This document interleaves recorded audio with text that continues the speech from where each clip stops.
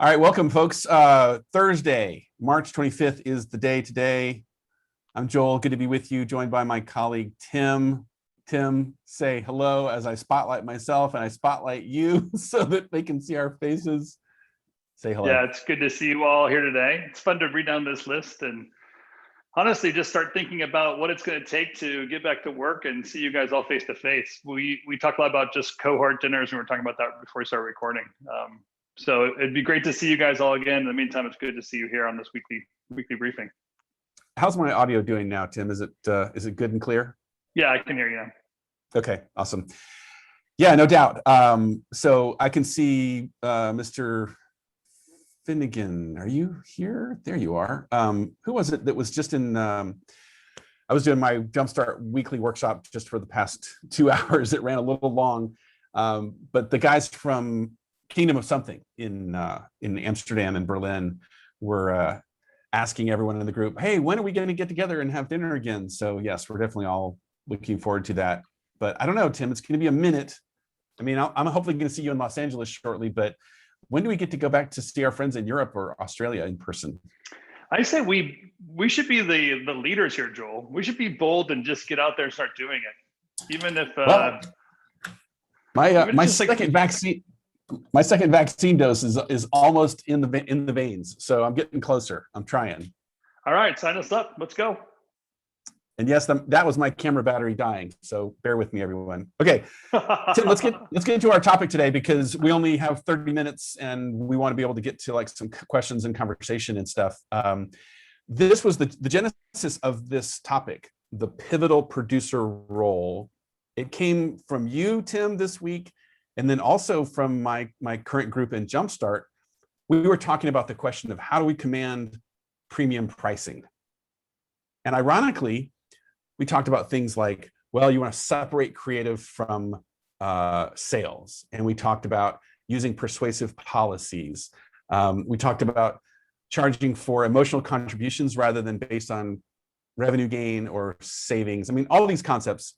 And what it all ultimately came back to was everyone realized, oh my gosh, if I'm trying to produce projects and be the creative all in one brain, I'm in conflict with myself and it's creating all of these problems. So we spent most of the time talking about what is a producer, what does he or she do, and what are all of these amazing strategic benefits when I hire this person for the first time ever.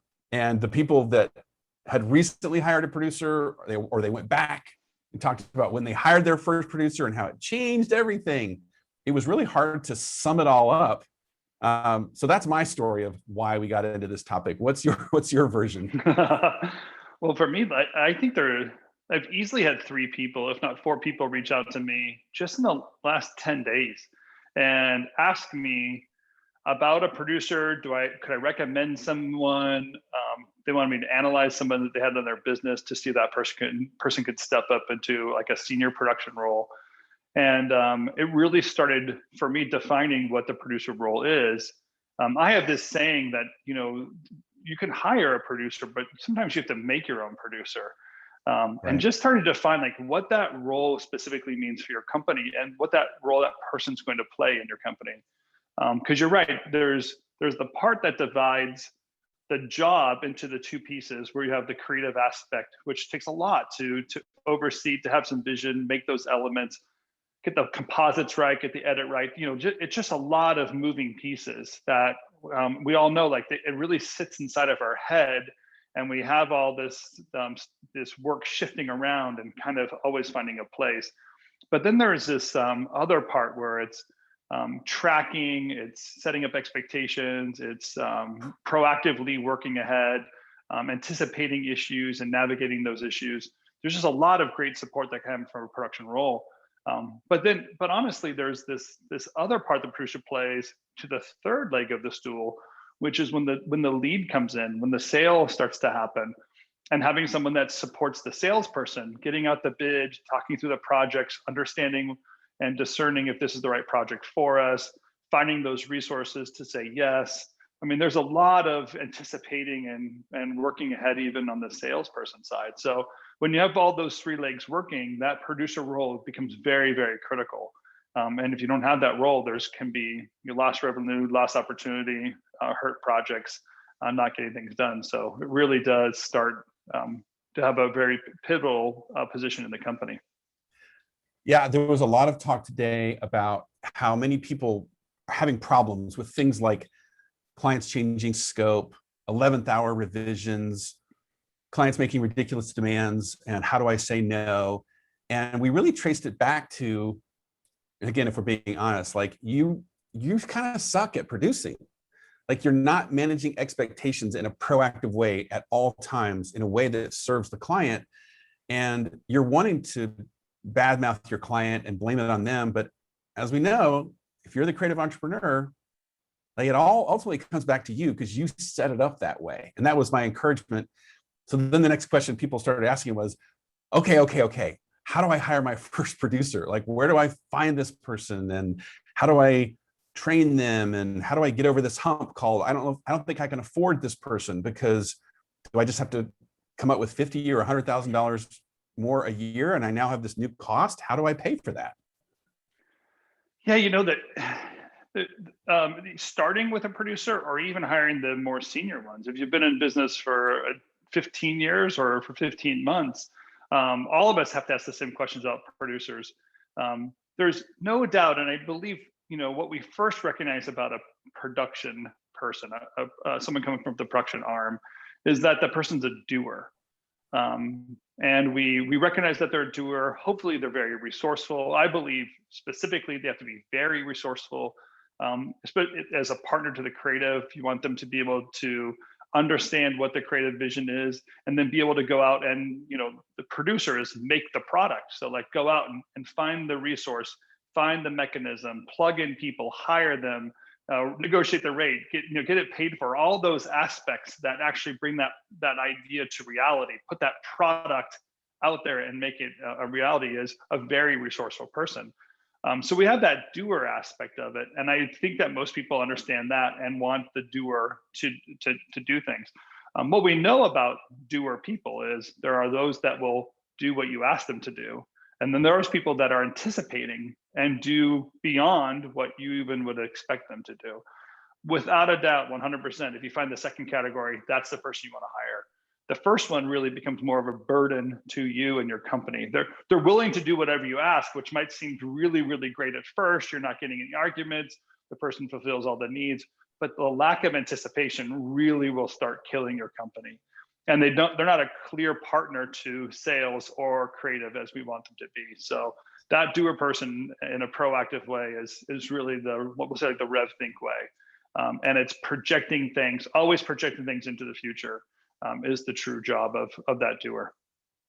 It's funny, in terms of my experience, I used to create a sort of a dividing line that a coordinator I sort of defined as the person that would follow orders. Like I could give that person the task and they would go do it, and they would then come back and be like, okay, what's the next thing? Whereas producers were more in that category of they would anticipate and they would see things before I saw them. So like you can't give somebody a task if you don't even know what the task is yet, if it hasn't materialized. And that's where producers are so gifted, is they can say, hey, I see something coming this week, next week. Hey, client, I'm making you aware. Hey, boss, owner, I'm making you aware. Now we get to make a decision called, do we like that future, or do we want to influence it and make things play out differently? Yeah. So beyond the doer, though, I think mature companies really start involving into producers that are, I'll call like thinkers. And the difference might be not that they can understand what's needed for the project or think ahead of what's going on. Those are aspects of the doer producer. The thinker to me is the one that actually is working and grabbing items, like being part of the creative process and being part of the sales process, and really grabbing their own aspect to the job and bringing it to the table. Here's why you need to be a mature company to understand this. When you have a thinker producer, they're actually grabbing new problems and bringing them into the equation. And if you're not used to that, or if you're not ready for that, what you think is happening is that producers always putting new problems in the way, opposed to bringing new aspects, a new equation, a new facet to the gem that can be cut through. And those projects and those companies and that creative starts to grow when that thinker producer is adding that aspect into the job. But you are the creative person or the salesperson who's up against that person is always thinks like, oh, I'm always solving a new problem, or they're always asking me to add more to the equation, add more to the project. But here's what's awesome. A mature company can understand that and realize that is our job. Our job is to go find a new client with a need that no one's ever touched before. Where our job is to take on technology that we don't quite understand, and we're going to evolve that technology in a way that's going to set us apart from competitors. Or nobody even knows what's asked of us. Let's get our team together, our producer, our client manager, and our creative, and send them out into the field to discover something. And you want that third person, that production person, be there and be thinking alongside of you. Imagine that person just a doer and you're being thrown at some unusual situation. That you're missing that vision and that purpose. From my experience, that's what I was really doing at the end of my production career. Was we'd get a job at Imaginary Forces, and it was very simple. Like, Tim, we don't even know what this is, so you're going to fly to Baltimore, go to this football stadium, and figure out what they're even talking about, or go to this car show because there's some projection mapping that we haven't figured out yet. And we have to fit it all within these 4x3 squares. You go figure it out. And I was pulling apart technology and people and creative vision and ideas and trying to make and map out what the project would need to be. And then be able to translate that for creative to grow and to build and to create aspects of it. So that more mature company can create more competitive projects, grow in a certain way, and actually develop into a stronger arm. And that's the ultimate goal.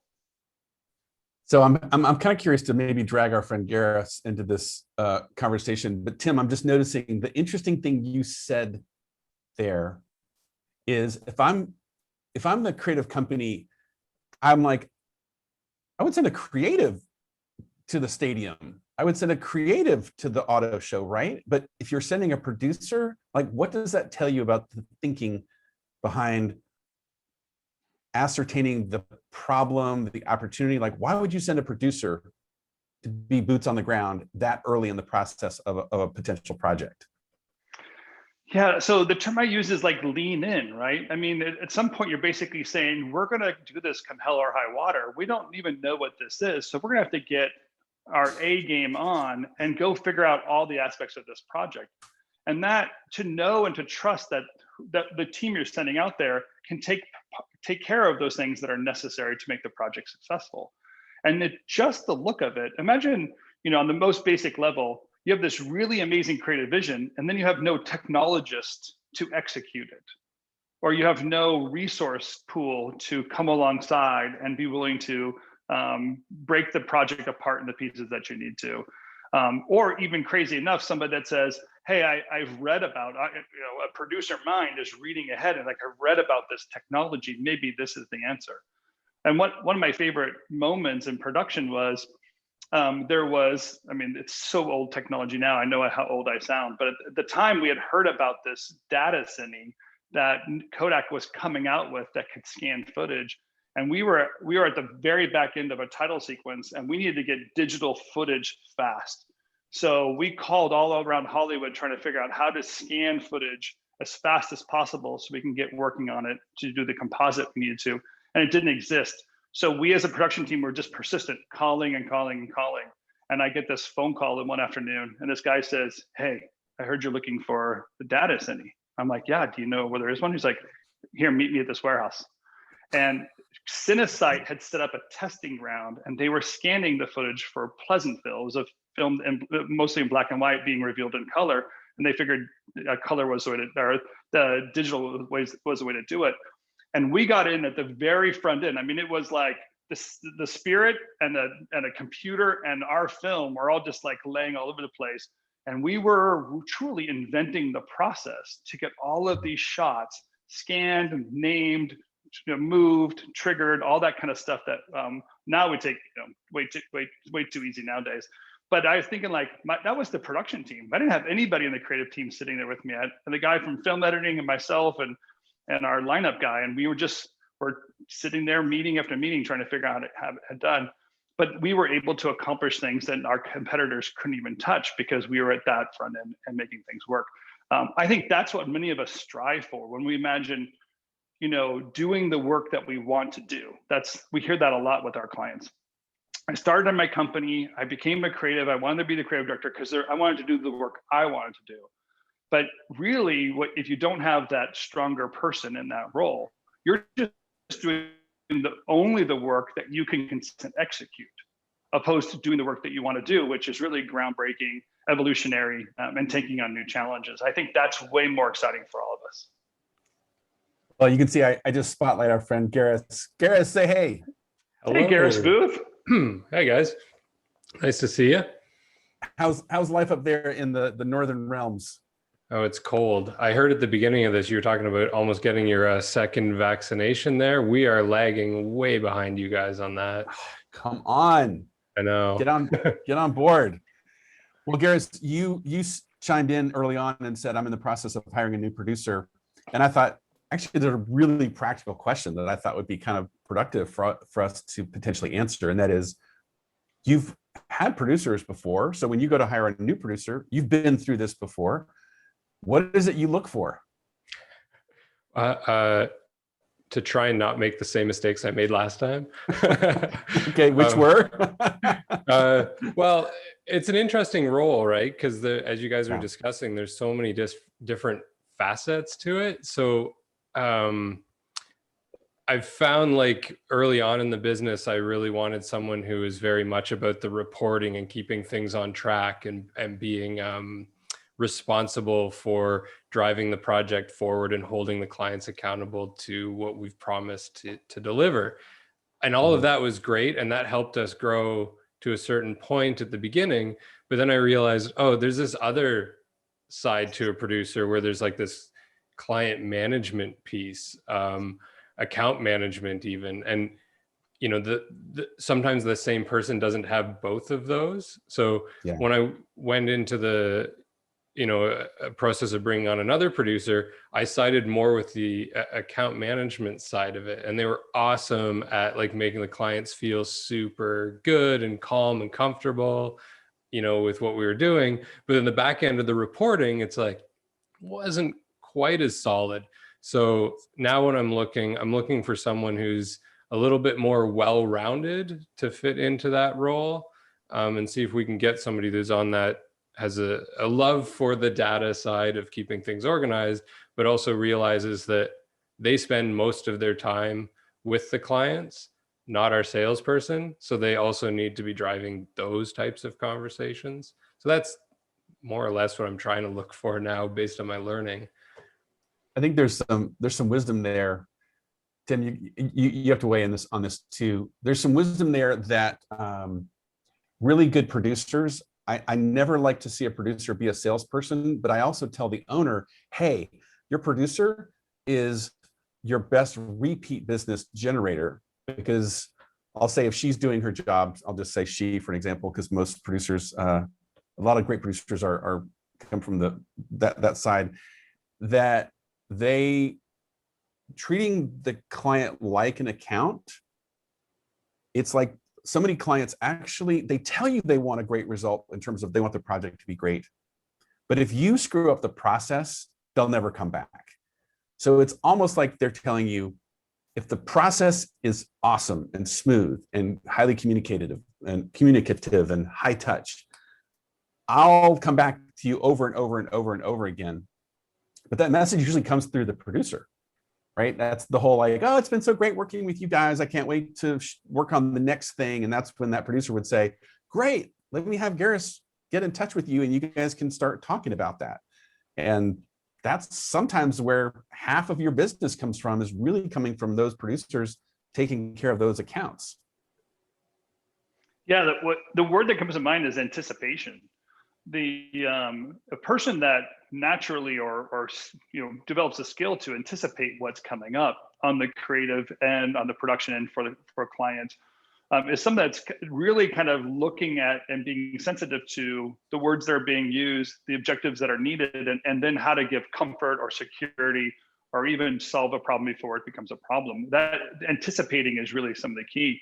If I was if you have a person that anticipates problems on the production side, they can just anticipate size.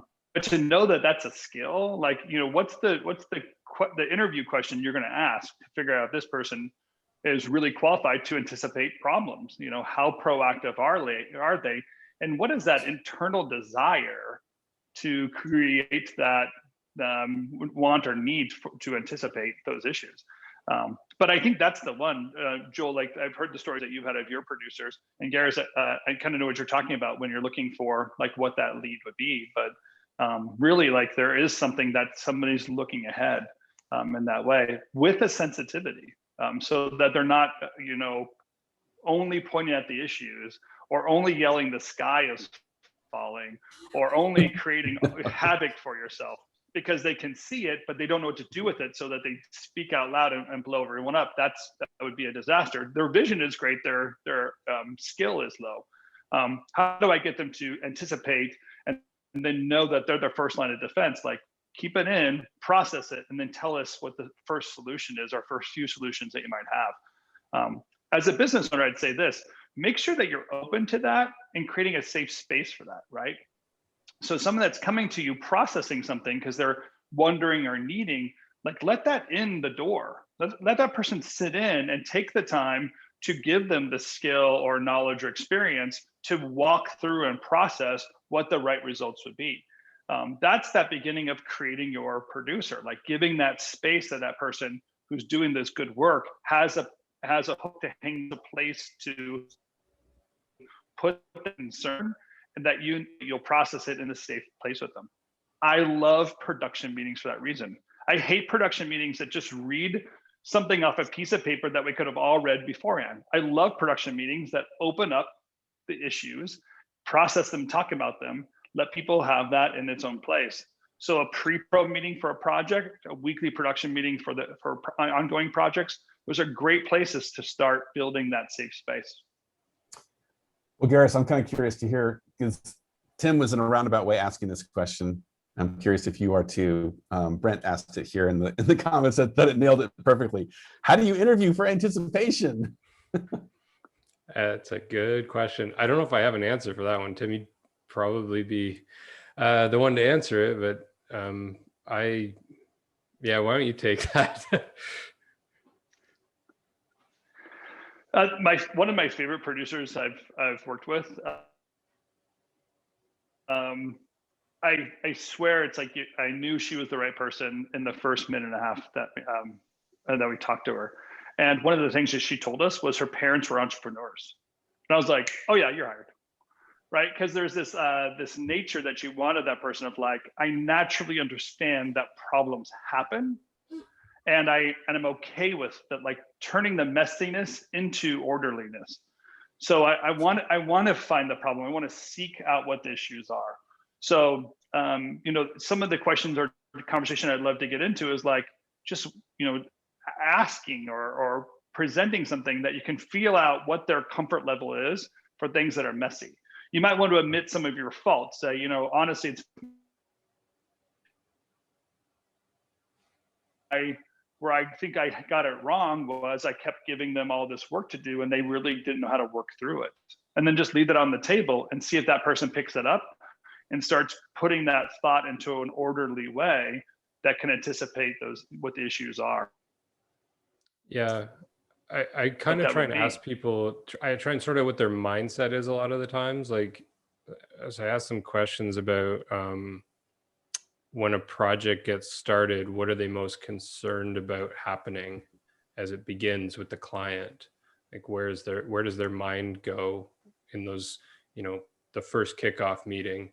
What are they looking for from the client to know what they should do next, or where the problem might come up? And just talking through the process of creating a project together, I find teases out some of the ways they, to the word you're using, anticipate like what might be coming up next. So I just find that open, candid conversation is about each of the stages we'd take something through. They start talking ahead when we're having that conversation and going like, oh, I sometimes try and watch out for like, the types of conversations we're having with reviews, or, how many how many clients need to look at something before we'll hear back from them, and they start talking about those future things. I find that's helpful to kind of gauge where their headspace is at.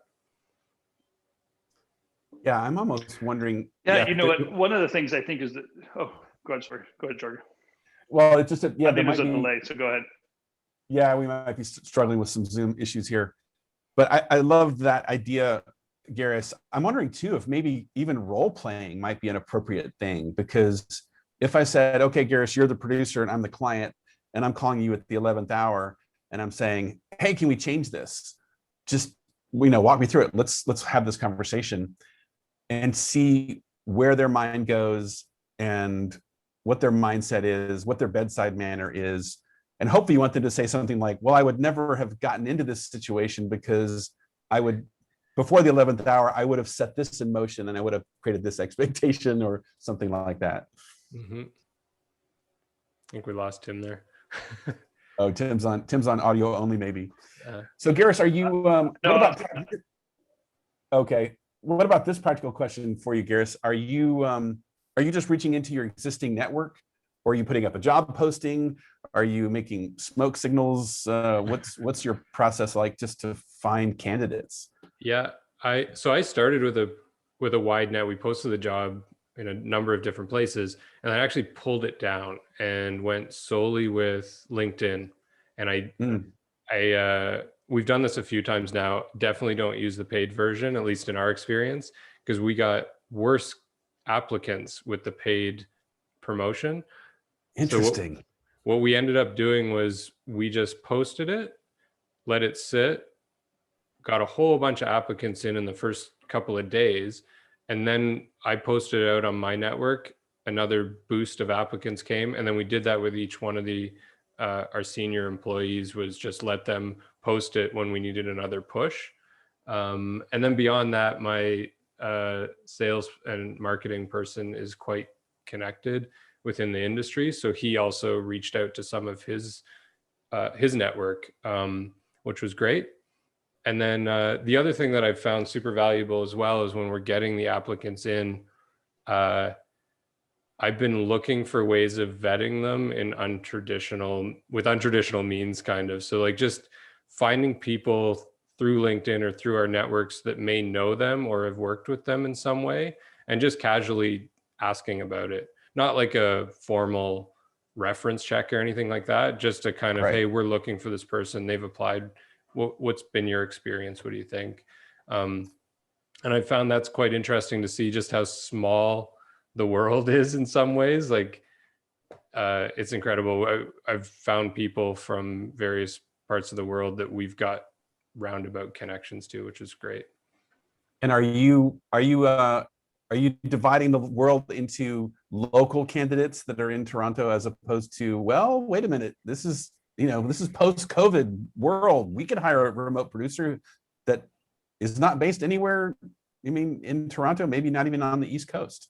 I wish that was a thing, because like a lot of the talent that we use is all over the place, but we're, and Canada's quite wide. So we're just trying to stick with people that are in the same time zone, just for the company's sanity. But you might it is a remote position. You might hire somebody from New York or Atlanta or somebody on the East Coast. Well, our money's play money to you guys, so I don't hire anybody from the US because you don't know what to do. Conversion is not in your favor right now. Is that what you're saying? Okay. Yeah. Well, that reality being what it is. Well, we're at the half-hour mark here, Tim. So we should probably wrap it up. Did you want to jump in since we lost you there for a minute? I'm going to sign off. Thank you so much. Okay, thanks, Garris. You're awesome. Yeah, appreciate you, man. I was just going to answer that last question too, a little bit about the interviewing the producer. Just to get one easy idea out there is I think one of the strongest tools that someone has is curiosity, because curiosity is something that means that they strive for growth, they strive for understanding, they're willing to learn something new.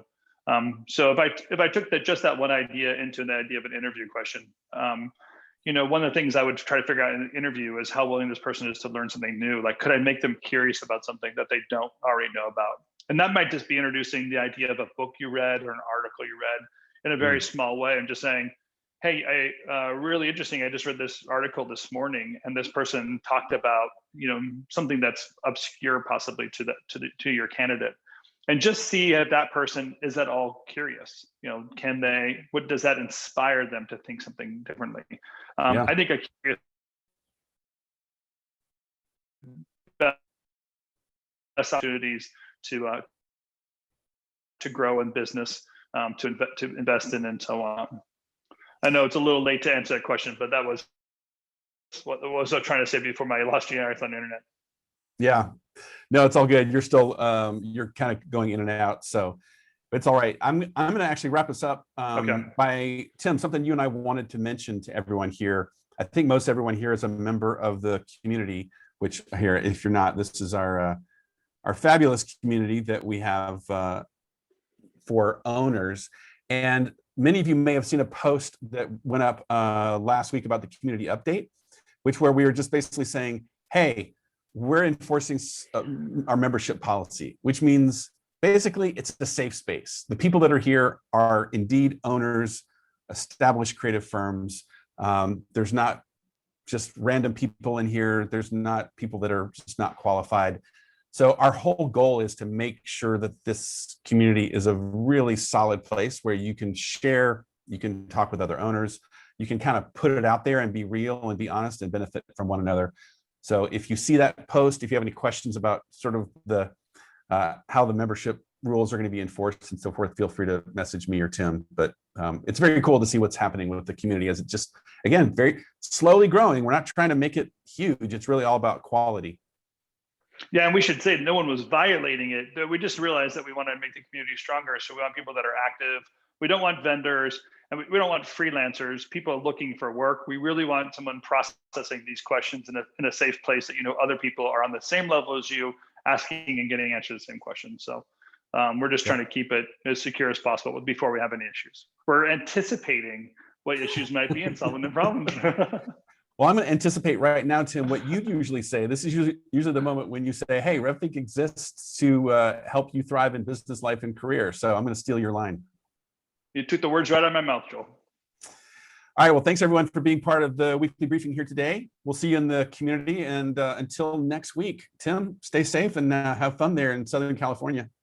Yeah, right back at you. Thanks, everyone. Okay. Bye, everyone. And thanks, Garris.